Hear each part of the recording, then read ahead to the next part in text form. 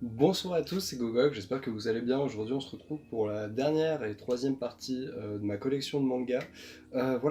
Aujourd'hui on s'attaque à tous mes mangas Pokémon. J'aurais pas grand chose à dire, j'espère que la vidéo va pas durer trop longtemps non plus. Mais d'ailleurs si vous kiffez ce genre de concept et vous voulez que je continue dans mes collections vu que j'en ai pas mal, n'hésitez pas à mettre un pouce en l'air, ça fait super plaisir. Du coup, on est toujours covidé et toujours avec Bulbi le sang. Je propose qu'on commence tout de suite. On commence avec Pokémon rouge, bleu et jaune, de la première génération du coup. Sachez que j'aime beaucoup ces mangas, je les ai achetés il y a un petit moment, vu comment ils ont jauni sur la couverture. Mais c'est des mangas que j'aime beaucoup et que je porte énormément dans mon cœur, voilà, parce que je trouve qu'il y a des très bons concepts et c'est une très bonne adaptation du jeu, en dehors du fait de 2-3 choses un peu plus insolites. Il y a quelques libertés, mais c'est pas mauvais. Genre, il y a des libertés, mais ils sont bien amenés et du coup, je trouve ça cool. Du coup, non, très très bonne série Pokémon Rouge Bleu Jaune que je conseille énormément puisque elle est vachement sympathique. Ensuite, nous avons Pokémon Or et Argent que j'avoue que j'accroche moins. J'ai beaucoup de mal avec le personnage principal de cet arc-là. Vraiment, j'ai du mal. Mais de toute façon, je sais très bien que c'est pas les meilleurs de la série vu les avis que j'ai vus sur internet. Mais ouais, pas fou, pas fou, pas fou. Pokémon Ruby et Saphir, c'est les tout premiers mangas que j'ai achetés, c'était à l'époque de la sortie de Pokémon Ruby Omega et Saphir Alpha. C'est des mangas que j'aime énormément, vraiment je trouve ça cool. Encore une fois, c'est une très bonne adaptation du jeu. Mais en plus de ça, on a vraiment les bons Pokémon, les bons protagonistes, on a tout, les libertés sont prises mais sont sympas. D'ailleurs, je sais pas si vous avez remarqué, ça fait un dessin sur la denture. Ça se peut que tout le monde l'a remarqué, mais moi en vrai, je trouve ça vachement cool. Et non, du coup, les mangas Pokémon, je les conseille énormément. Ruby Saphir, encore plus, pour moi, c'est les deuxièmes meilleurs, d'assez loin. Ensuite, nous avons Rouge Feu, Vert Feuille, Émeraude, que j'avoue que j'ai pas trop lu.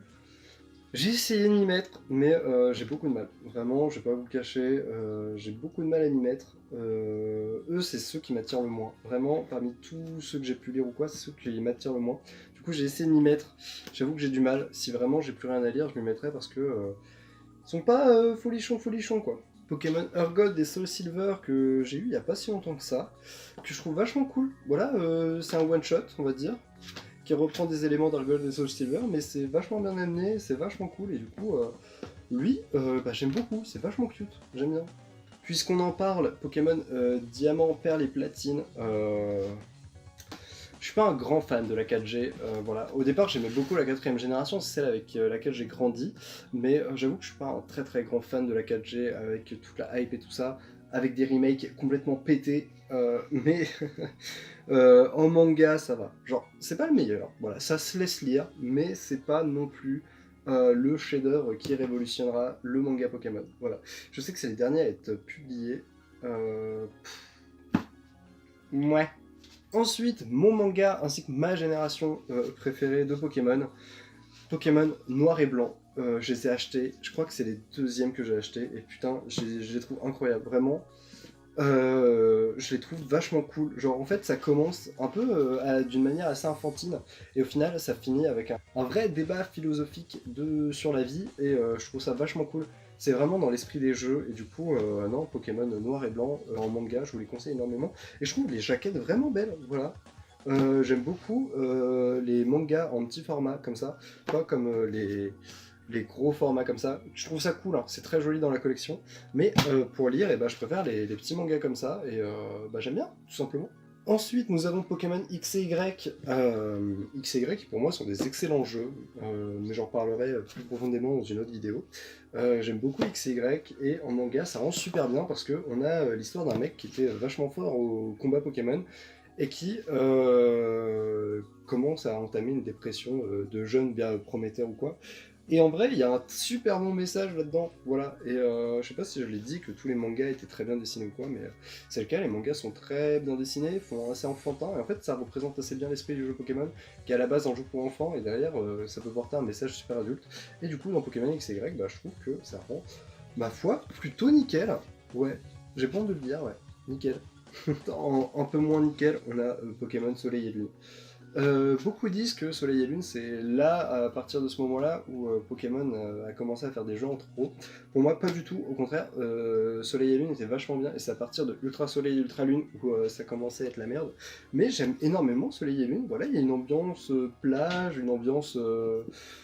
voilà, il y a une ambiance un peu estivale que j'aime beaucoup et que je conseille. Et en manga, c'est super bien retranscrit, et je trouve ça vachement cool. Ça adapte tous les arcs, même ceux de Ultra Soleil et Ultra Lune. Du coup, pour le coup, Pokémon Soleil et Lune, je vous les conseille de lire aussi. C'est vachement enfantin, c'est pas prise de tête, et du coup, ça en fait pour moi des super bons mangas Pokémon. Ensuite, on a les films. Alors ça, par contre, je suis beaucoup moins fan. Vraiment, les films Pokémon en manga. Je suis pas de base fan de l'anime Pokémon, mais en manga, disons que c'est un... comment on appelle ça? Disons que c'est un concentré des films de base, en moins cool, en moche. Voilà, je suis désolé, hein. Je trouve les dessins par contre moches là-dessus. Je sais que c'est pas les mêmes dessinateurs que sur les autres mangas Pokémon, mais je suis désolé. Regardez-moi les gueules du Celebi, les gars. Et même la gueule du Sacha, juste là. Non, vraiment, pour le coup, les films Pokémon, je les prends parce que ça fait partie de la collection, mais honnêtement, passez votre chemin. Et pour finir, j'ai dans ma main le artbook Pokémon, qui est magnifique, vraiment déjà. Un truc comme ça, avec une couverture cartonnée, vraiment magnifique. Vraiment, je trouve ça super beau. Il y a un magnifique poster aussi, qui peut être coupé en deux. Voilà, je vous montre vite d'œuf, voilà. Mais honnêtement, c'est un super bon truc, un super bon artwork, vraiment, les dessins sont magnifiques dedans, j'ai rien à en dire, vraiment incroyable. Et du coup, ça nous tease aussi dans Pokémon Ranger en manga. J'espère qu'il va être publié en France, mais sinon, l'artbook est vraiment, vraiment beau. Et du coup, voilà, je commence à devenir complètement fan.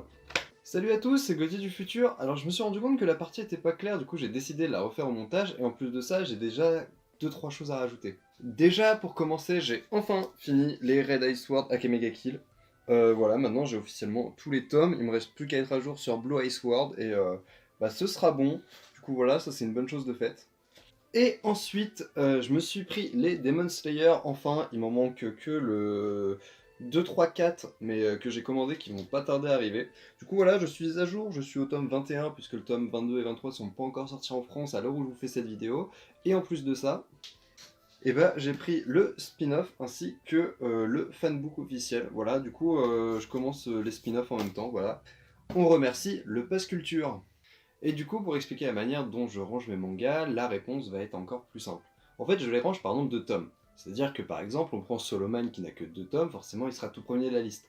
Alors qu'un manga comme Demon Slayer qui comporte plus d'une vingtaine de tomes sera forcément à la fin. Mais il y a des séries qui rejoignent le même univers. Je pense par exemple justement au Red Ice Sword, avec Red Ice Sword, Red Ice Sword 0, ainsi que Blue Ice Sword.